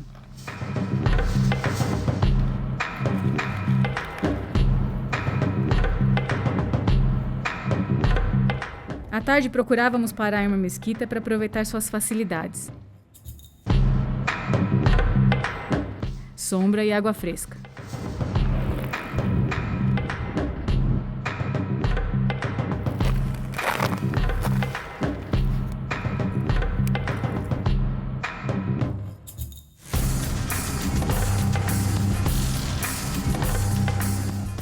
Não é à toa que todos os grandes mestres espirituais iam para o deserto para meditar ou se purificar. Cada um busca uma coisa quando vai para o deserto.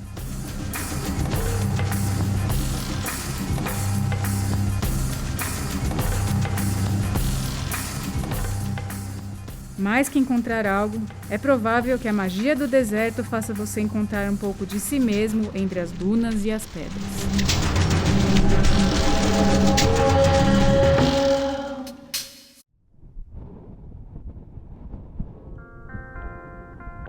Assim como os pássaros anunciam a chegada do continente aos navegadores, os arbustos na beira da estrada mostravam que a travessia do grande deserto de sal estava chegando ao fim.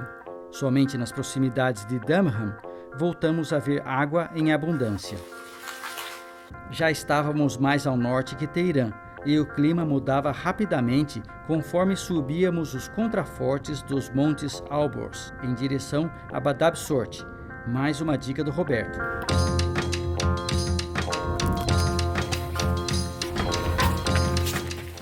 Não foi fácil vencer esta subida íngreme. Quando vi as represas de Travertino, lembrei imediatamente de Pamukkale. Não no momento em que começamos esta viagem, mas sim em 1994, quando ainda era possível acampar ao lado das formações.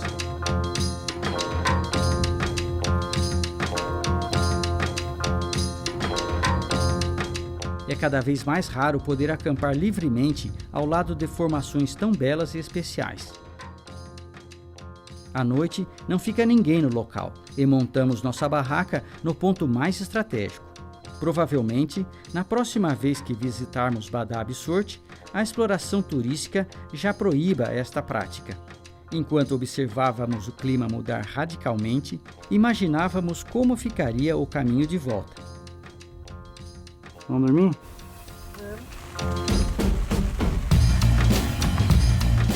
Parado, hein, Rafa? Nossa senhora. Nossa, a noite inteira sem parar, né? É. E hoje foi o único dia que a gente pegou a estrada de terra aqui em Irã. Em 2 meses.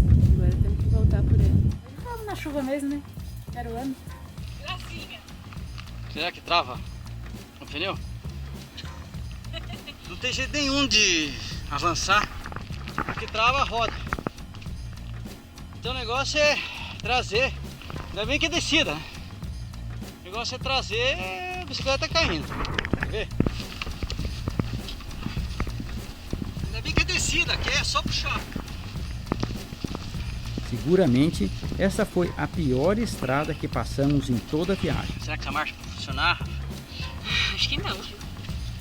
Acho que aqui nada vai funcionar direito. O outro lado dos Montes Alborz é conhecido como Irã Verde, pois recebe a umidade do Mar Cáspio. Em suas margens, no município de Sari, decidimos terminar nossa viagem de bicicleta pelo Irã.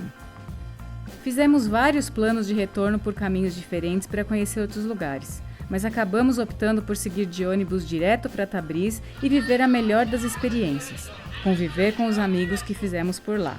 Afinal, a amizade tem o exato valor que damos a ela. Tivemos sorte, chegamos nos dias de Ashura, o feriado mais importante dos xiitas. A experiência de convívio não nos decepcionou, pois nossos amigos nos deram a chave para conhecer e compreender toda uma nação.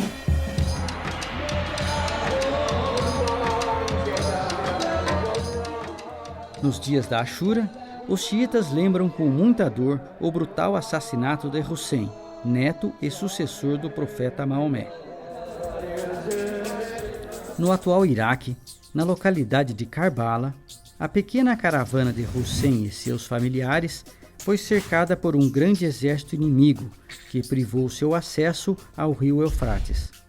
Após 8 dias sem água, começou a batalha onde Hussein foi literalmente trucidado pelas flechas, espadas e as patas dos cavalos do inimigo. Nenhum dos seus seguidores foi poupado da chacina.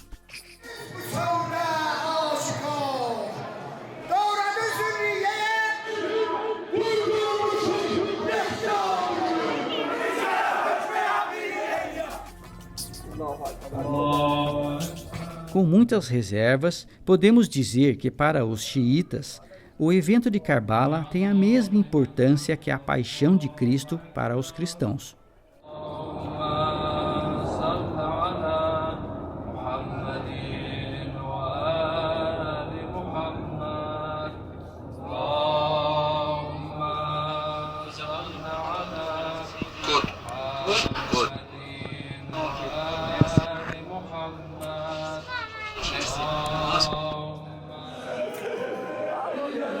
Assim como ervas amargas funcionam como um símbolo para os hebreus lembrarem do cativeiro no Egito, a palha seca, a roupa preta e as longas procissões são símbolos do desconsolo xiita.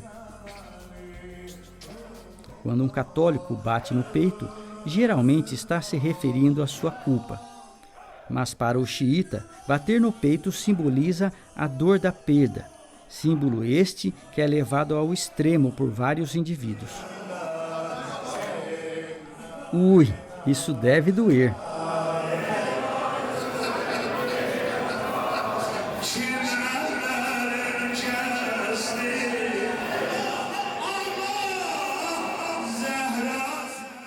Os religiosos mais importantes do Islã condenam a prática do autoflagelo.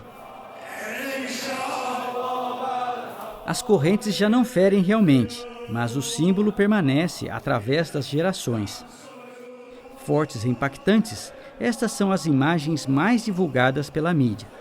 Sinceramente, acredito que poderíamos fazer imagens parecidas em uma procissão da Paixão de Cristo.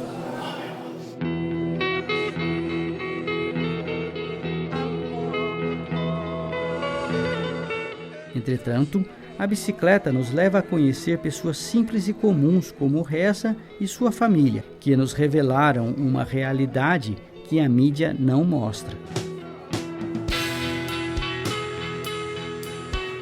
Logo pela manhã, fomos à casa do Sr. Ahmad, pai de Reza, onde toda a família se reuniu para preparar o tradicional sholzad, um tipo de arroz doce com açafrão.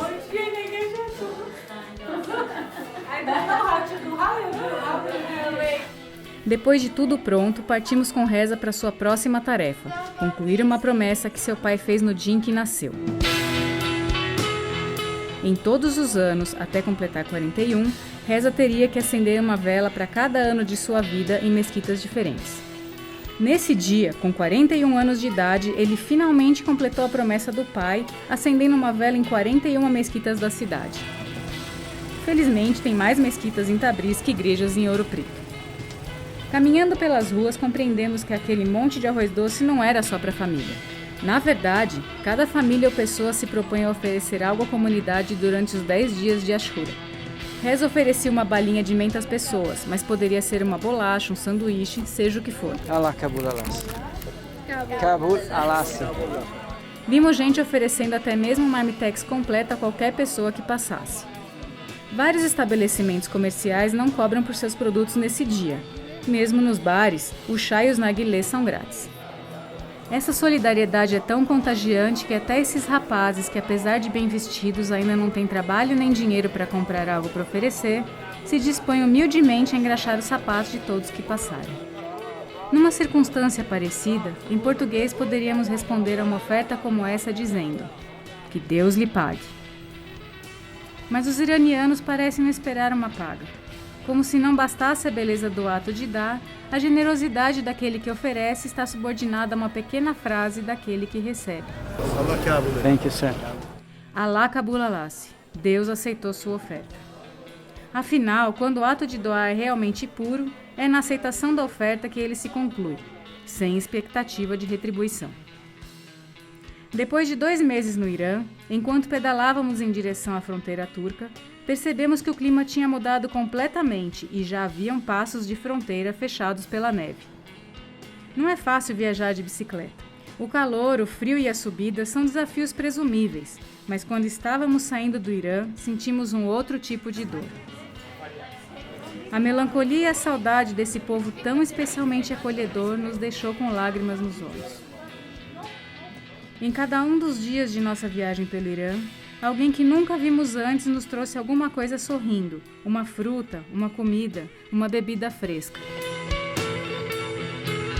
Muitos não falavam outras línguas e permaneciam em silêncio sorrindo, felizes simplesmente por sentir que fizeram algo de bom para o seu próximo. Não sabemos explicar a razão desse comportamento, mas aprendemos com os iranianos a forma mais bela de agradecer. Alá Kabul Alas. Deus aceitou sua oferta.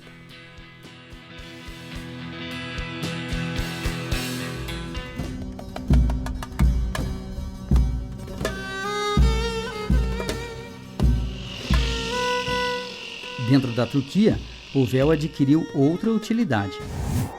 Frio, hein?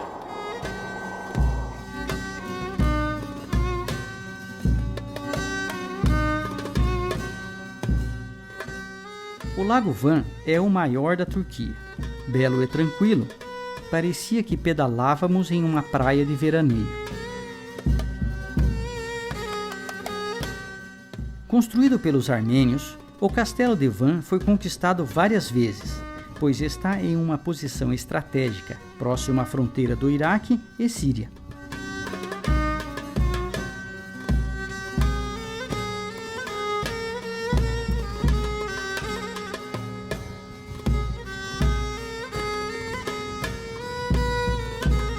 O clima ainda estava bom, mas a barraca já amanhecia coberta de gelo. Em nossa estratégia de viagem, preferimos não carregar equipamento de inverno e poder pedalar com apenas 15 kg de carga. Mas sabíamos que o inverno na Anatólia seria bruto. Em poucas semanas, a temperatura baixaria e a neve cobriria tudo. Parece que ali é um ótimo lugar pra gente acampar, hein?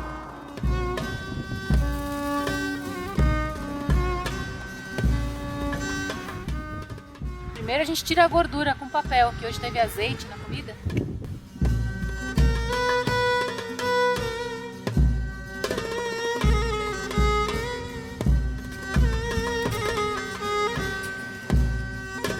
Começávamos a sentir a nostalgia de final de viagem.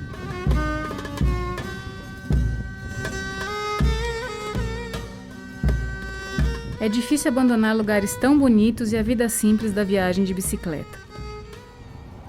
É bom viajar lentamente, observando os pequenos detalhes e nos surpreendendo com o que o caminho nos oferece.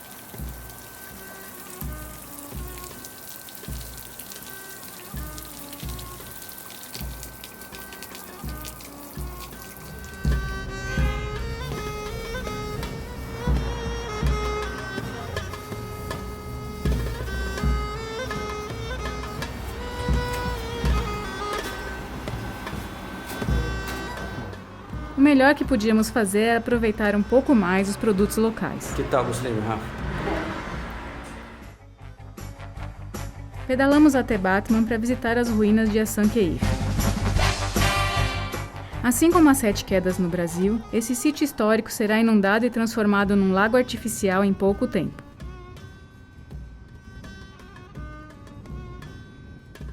O rio Batman é tributário do rio Tigre e essa área já é chamada de Mesopotâmia. Batman é uma cidade moderna, surgiu nos anos 50, após a descoberta das maiores jazidas de petróleo na Turquia.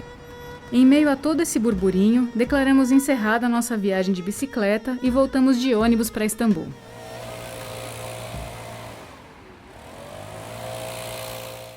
Definitivamente o outono tinha chegado. Deixamos as bicicletas no nosso hotel no centro e começamos uma grande maratona para conhecer um pouco do que a cidade tem a oferecer.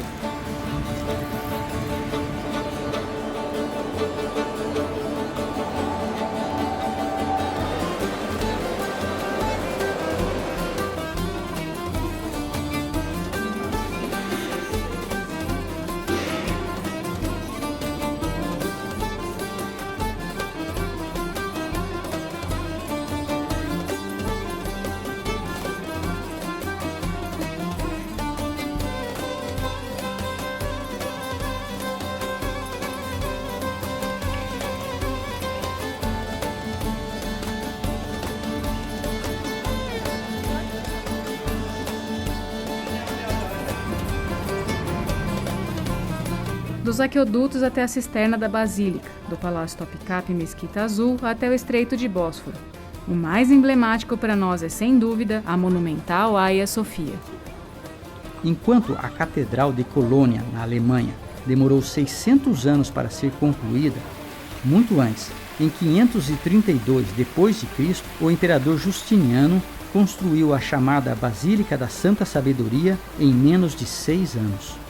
O ano de 1453 marca o final da Idade Média, quando, à custa da pólvora de canhões, as muralhas de Constantinopla são derrubadas pelos turcos otomanos.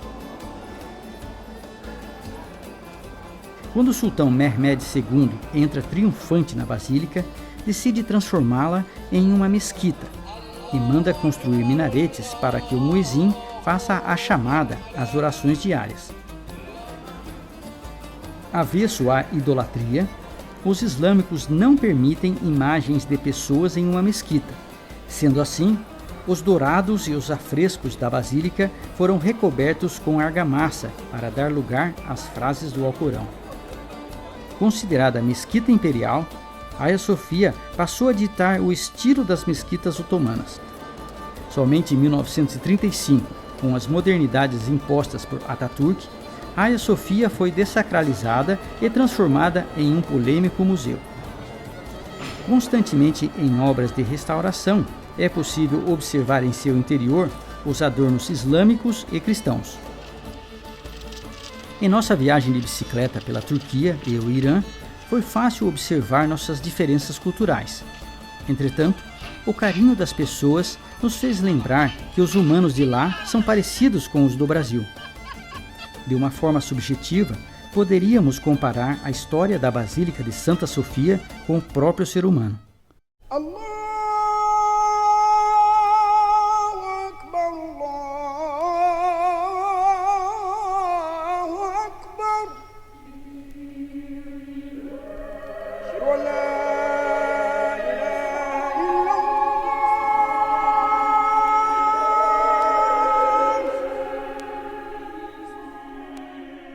As pedras e a argamassa que formam a basílica são feitas com os mesmos minerais que encontramos por todo o mundo.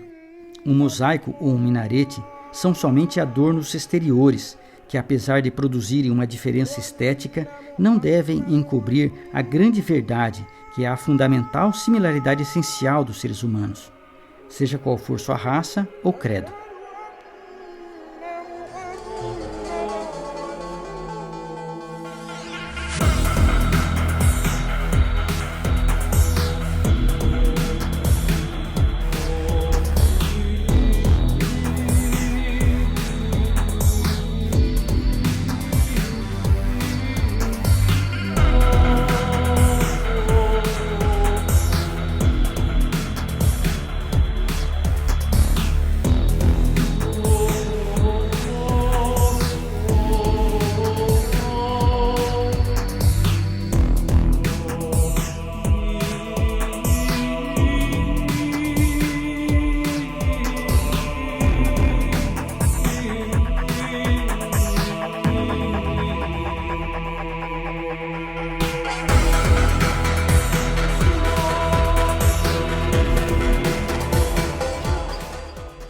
Obrigada por assistir. Inscreva-se em nosso canal, curta e compartilhe nossos vídeos. Assim estará participando de nosso projeto e nos ajudando a divulgar o cicloturismo no Brasil.